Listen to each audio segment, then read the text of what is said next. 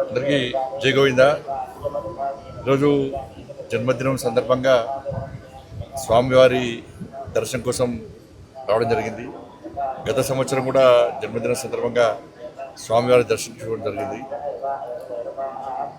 ప్రతి ఒక్కరూ సుఖ సంతోషాలతో ఉండాలని చెప్పి, అందరి కష్టాలు తొలగిపోవాలని చెప్పి, ఒక ప్రశాంతమైన వాతావరణంలో జీవించాలని చెప్పి, ఈ దేశం కోసం, సనాతన ధర్మం కోసం, ఈ సమాజం కోసం అందరూ కలిసికట్టుగా ఉండాలని చెప్పి, ఎవరికి ఏ కష్టం వచ్చినా, ఏ ఆపద వచ్చినా ఈ ధర్మ పరిరక్షలో ఒకరికొకరు చేదోడు వాదోడుగా ఉండాలని చెప్పి, ఆ శక్తిని, సామర్థ్యాన్ని, ఆ ఆలోచనను కల్పించాలని చెప్పి ఆ స్వామివారిని వేడుకోవడం జరిగింది.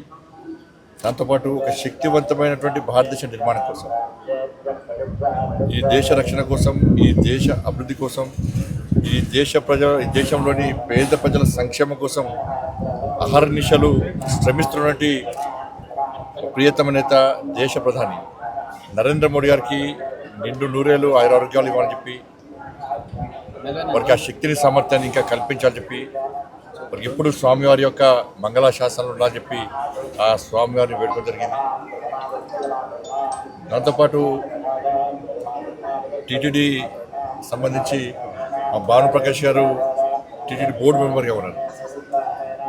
సరే, అనేక అంశాల మీద వారు మొదటి నుంచి కూడా గతంలో భారతీయ జనతా పార్టీ నాయకులు ఉన్నప్పుడు కూడా అనేక సమస్యల మీద ఫైట్ చేసేటువంటి అనుభవం వరకు ఉంది. ప్రశ్నించేటువంటి స్వత్వం మరి ఇప్పుడే వారికి కూడా జరిగింది.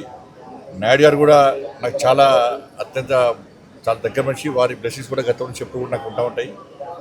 నేను కూడా రిక్వెస్ట్ చేస్తా ఉన్నాను, ఈ తెలుగు రాష్ట్రాల్లో కనీసం ధూపదీప నైవేద్యానికి నోచుకున్నటువంటి దేవాలయాలను కాపాడుకోవాల్సిన బాధ్యత టీటీడీ మీద ఉంది. దాంతోపాటు అనేక పురాతన దేవాలయాలు ఇవాళ తెలుగు రాష్ట్రాల్లో ఉన్నాయి. కనీసం అభివృద్ధి నడుచుకోవట్లేవు. భక్తుల మాత్రం చాలా పవర్ఫుల్ సెంటిమెంట్ టెంపుల్స్ అవన్నీ కూడా. కానీ ఎలాంటి అభివృద్ధి నోచుకోలేక, నిధులు లేక చాలా ఇబ్బంది పడుతున్న తరంలో వాటిని గుర్తించి ఆ దేవస్థానాలు కూడా సంవత్సరానికి వస్తారు, సంవత్సరానికి 2 సార్లు జాతరలు జరుగుతూ ఉంటాయి, ఉత్సవాలు జరుగుతూ ఉంటాయి, లక్షలాది మంది భక్తులు దర్శించుకుంటారు.